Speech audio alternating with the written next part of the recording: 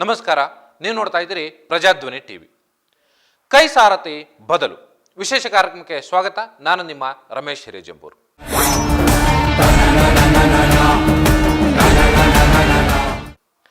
KPCC ಸಾರಥ್ಯವನ್ನು ವಹಿಸಿರುತ್ತಾ DK. Shivakumar ಅವರು ಈಗ ಬದಲಾವಣೆಯ ಹಂತಕ್ಕೆ ತಲುಪಿದ್ದಾರೆ. ಒಂದು ಕಡೆಗೆ ಡಿ.ಕೆ. ಶಿವಕುಮಾರ್ ಅವರು ಮುಖ್ಯಮಂತ್ರಿ ಹುದ್ದೆಯ ಗಾದೆಗೆ ಕಣ್ಣು ಹಾಕಿ ಕುಳಿತಿದ್ರೆ ಈಗ ಅವರ ಕುರ್ಚಿಯನ್ನೇ ಖಾಲಿ ಮಾಡುವಂತ ಸಮಯ ಬಂದಾಗಿದೆ. ಕೆಪಿಸಿಸಿ ಅಧ್ಯಕ್ಷರ ಬದಲಾವಣೆ. ಬೆಳಗಾವಿ ಕಾಂಗ್ರೆಸ್ ಸಮಾವೇಶದ ಬಳಿಕ ಬದಲಾವಣೆ. ಡಿಕೆಶಿ ಬದಲು ಜಾರಕಿಹೊಳಿಗೆ ಸಾರಥ್ಯ ಪಟ್ಟ. ಸತೀಶ್ ಜಾರಕಿಹೊಳಿ ಮುಂದಿನ ಅಧ್ಯಕ್ಷ. ಶುರುವಾಗಿದೆ ಕೈಪಾಳಯದಲ್ಲಿ ತಲ್ಲಣ. ಎಂಬಿ ಪಾಟೀಲ್ ಸೇರಿ ಹಲವರು ಆಕಾಂಕ್ಷಿಗಳು.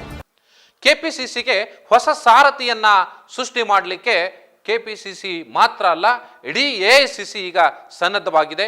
ಬೆಳಗಾವಿಯಲ್ಲಿ ನಡೀತಾ ಇರುವಂತಹ ಕಾಂಗ್ರೆಸ್ನ ಸಮಾವೇಶ ಏನಿದೆ ಅಂದ್ರೆ 1924ರಲ್ಲಿ ಬೆಳಗಾವಿಗೆ ಮಹಾತ್ಮ ಗಾಂಧೀಜಿ ಆಗಮಿಸಿ ಅಲ್ಲಿ ಒಂದು ಸಮಾವೇಶವನ್ನ ಮಾಡಿ ಏನು ಹೋಗಿದ್ರು ಅವರ ಅಧ್ಯಕ್ಷತೆಯಲ್ಲಿ.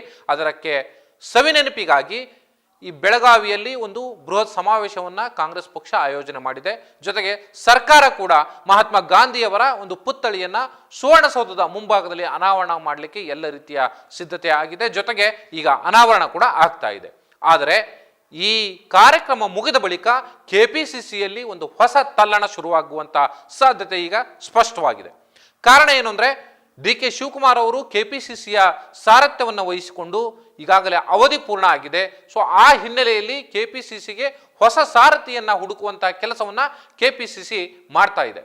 ಸೊ ಕೆಪಿಸಿಸಿಗೆ ಈಗ ಹೊಸ ಸಾರಥಿ ಯಾರಾಗಬೇಕು ಅನ್ನುವಂಥ ವಿಚಾರ ಚರ್ಚೆಗೆ ಬಂದಂಥ ಸಂದರ್ಭದಲ್ಲಿ ಈಗ ಹಲವಾರು ನಾಯಕರು ನಾ ಮುಂದು ತಾ ಮುಂದು ಅನ್ನುವಂತ ಹೇಳಿ ಟವೆಲ್ ಹಾಕಿಕೊಂಡು ಕೂತ್ಕೊಂಡಿದ್ದಾರೆ. ಆದರೆ ಅದರ ಆ ಸರದಿಯಲ್ಲಿ ಬಹಳ ಪ್ರಮುಖವಾಗಿ ಇರ್ತಕ್ಕಂಥವರೇ ಸತೀಶ್ ಜಾರಕಿಹೊಳಿ. ಅವರನ್ನ ಬಿಟ್ಟರೆ ಎಂ.ಬಿ. ಪಾಟೀಲ್ ಇದ್ದಾರೆ, ಎಚ್.ಕೆ. ಪಾಟೀಲ್ ಇದ್ದಾರೆ, ಇದರ ಜೊತೆಯಲ್ಲಿ ಈಶ್ವರ್ ಖಂಡ್ರೆ ಕೂಡ ಇದ್ದಾರೆ.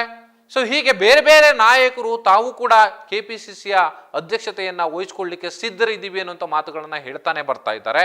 ಆದರೆ ಮುಖ್ಯಮಂತ್ರಿ ಹುದ್ದೆಯ ಆಕಾಂಕ್ಷಿಗಳು ಯಾರಿದ್ದಾರೆ ಅವರನ್ನ ತೃಪ್ತಿಪಡಿಸುವಂಥ ಜೊತೆಗೆ ಅವರಿಗೆ ಒಂದು ಅವಕಾಶವನ್ನು ಕೊಡುವಂಥ ಕೆಲಸವನ್ನ ಕೆಪಿಸಿಸಿ ಮಾಡುತ್ತೆ. ಎಐಸಿಸಿಯ ಉದ್ದೇಶ ಕೂಡ ಅದೇನೆ. ಜೊತೆಗೆ ಪಕ್ಷವನ್ನ ಮುನ್ನಡೆಸುವಂತಹ ನಾಯಕತ್ವದ ಗುಣ ಯಾರಿಗಿದೆಯೋ ಅವರಿಗೆ ಈ ಕೆಪಿಸಿಸಿಯ ಸಾರಥಿಯ ಪಟ್ಟವನ್ನು ಕಟ್ಟುವಂತಹ ಉದ್ದೇಶ ಕೆಪಿಸಿಸಿ ಮಾತ್ರವಲ್ಲ, ಎಐಸಿಸಿದು ಕೂಡ.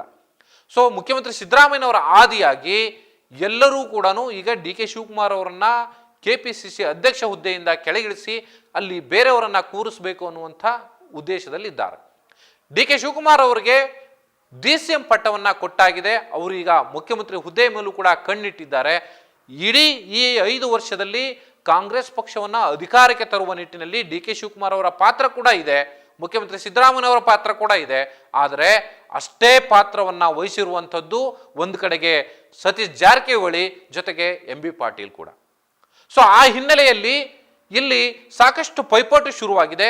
ಕೆಪಿಸಿಸಿಯ ಅಧ್ಯಕ್ಷ ಹುದ್ದೆಗೆ ಸತೀಶ್ ಜಾರಕಿಹೊಳಿ ಕೂಡ ಆಕಾಂಕ್ಷಿಗಳಿದ್ದಾರೆ. ಈಗಾಗಲೇ ಮಾಧ್ಯಮಗಳ ಜೊತೆಯಲ್ಲಿ ಮಾತಾಡುವಂಥ ಸಂದರ್ಭದಲ್ಲಿ ಸತೀಶ್ ಜಾರಕಿಹೊಳಿ ಅವರು ಹೇಳಿರುವಂಥದ್ದು, ನಾನು 2028ಕ್ಕೆ ಮುಖ್ಯಮಂತ್ರಿ ಹುದ್ದೆಯ ಆಕಾಂಕ್ಷಿ ಅನ್ನುವಂಥ ಮಾತುಗಳನ್ನು ಹೇಳಿದ್ದಾರೆ. ಜೊತೆಗೆ ಪಕ್ಷ ಒಂದು ವೇಳೆ ಕೆಪಿಸಿಸಿ ಹುದ್ದೆಯನ್ನ ಕೊಟ್ಟರೂ ಕೂಡ ನಾನು ಸಮರ್ಥವಾಗಿ ನಿಭಾಯಿಸಲಿಕ್ಕೆ ಸಿದ್ಧನಿದ್ದೀನಿ ಅನ್ನುವಂಥ ಮಾತನ್ನು ಹೇಳಿದ್ದಾರೆ. ಆದರೆ ಇತ್ತೀಚೆಗೆ ಎಂ.ಬಿ. ಪಾಟೀಲ್ ಅವರು ಒಂದು ಮಾತನ್ನ ಹೇಳ್ತಾರೆ, ಕೆಪಿಸಿಸಿ ಅಧ್ಯಕ್ಷ ಹುದ್ದೆಯ ಏನು ಕಾಲಮಿತಿ ಮುಗಿದು ಹೋಗಿದೆ, ಹಾಗಾಗಿ ಈ ಒಂದು ಹುದ್ದೆಗೆ ಹೊಸಬರನ್ನ ನೇಮಕ ಮಾಡುವಂತ ತುರ್ತು ಈಗ ಇದೆ ಎನ್ನುವಂಥದ್ದು. ಕಳೆದ ಬಾರಿ ಕೂಡ ಕೆಪಿಸಿಸಿ ಅಧ್ಯಕ್ಷರಾಗಿದ್ದಂಥ ಸಂದರ್ಭದಲ್ಲಿ ಏನು ಪರಮೇಶ್ವರ್ ಅವರು ಸಾರಥ್ಯವನ್ನು ವಹಿಸಿಕೊಂಡಿದ್ರೋ ಆ ನಂತರ ಪರಮೇಶ್ವರ್ ಅವರು ಮುಂದಿನ ಅವಧಿಯೂ ಕೂಡ ಏನು ಅವರನ್ನ ಮುಂದುವರಿಸಲಾಯಿತು. ಅಂದ್ರೆ ಮತ್ತೆ 2 ಅವಧಿಗೆ ಪರಮೇಶ್ವರ್ ಅವರು ಅಧ್ಯಕ್ಷರಾಗಿದ್ದರು. ಆದರೆ ಆ ಸಂದರ್ಭದಲ್ಲಿ ಆದಂಥ ಬೆಳವಣಿಗೆಗಳೇ ಬೇರೆ, ಈಗ ಆಗ್ತಕ್ಕಂಥ ಬೆಳವಣಿಗೆಗಳೇ ಬೇರೆ. ಆ ಸಂದರ್ಭದಲ್ಲಿ ಚುನಾವಣೆ ಹತ್ರ ಬರ್ತಾ ಇದ್ದ ಕಾರಣಕ್ಕಾಗಿ ಅಲ್ಲಿ ಬಿ ಫಾರಮ್ನ ಕ್ರಿಯೇಟ್ ಮಾಡುವಂಥದ್ದು ಇರ್ಬೋದು, ಅಥವಾ ಬೇರೆ ಬೇರೆ ಕಾರಣಕ್ಕೆ, ಅಥವಾ ಸರ್ಕಾರದಲ್ಲಿ ಡೆವಲಪ್ಮೆಂಟ್ ಆಗ್ತಾ ಇರೋ ಕಾರಣಕ್ಕೆ ಆ ಸಂದರ್ಭದಲ್ಲಿ ಅಧ್ಯಕ್ಷರನ್ನ ಬದಲಾವಣೆ ಮಾಡಿರಲಿಲ್ಲ. ಆದರೆ ಈಗ ಡಿ.ಕೆ. ಶಿವಕುಮಾರ್ ಅವರನ್ನ ಬದಲಾವಣೆ ಮಾಡುವಂಥ ಸಮಯ ಬಂದಾಗಿದೆ. ಸೊ ಹಾಗಾಗಿ KPCCಗೆ ಹೊಸ ಸಾರಥಿಯನ್ನು ಹುಡುಕುವ ಕೆಲಸ ಈಗ ಕಾಂಗ್ರೆಸ್ ಪಕ್ಷದ ಒಳಗಡೆ ನಡೀತಾ ಇದೆ. ಆದರೆ ಅತಿ ಶೀಘ್ರದಲ್ಲಿ ಬೆಳಗಾವಿಯ ಈ ಕಾಂಗ್ರೆಸ್ ಸಮಾವೇಶ ಮುಗಿದ ಬಳಿಕ KPCCಗೆ ಹೊಸ ಸಾರಥಿಯನ್ನ ಸೃಷ್ಟಿ ಮಾಡುವಂಥ ಕೆಲಸವನ್ನ AICC ಖಂಡಿತ ಮಾಡುತ್ತೆ. ಹಾಗಾಗಿ DK ಶಿವಕುಮಾರ್ ಅವರು KPCC ಅಧ್ಯಕ್ಷ ಪಟ್ಟವನ್ನ ಬಿಟ್ಟುಕೊಡುವಂತ ಸಮಯ ಬರುತ್ತೆ.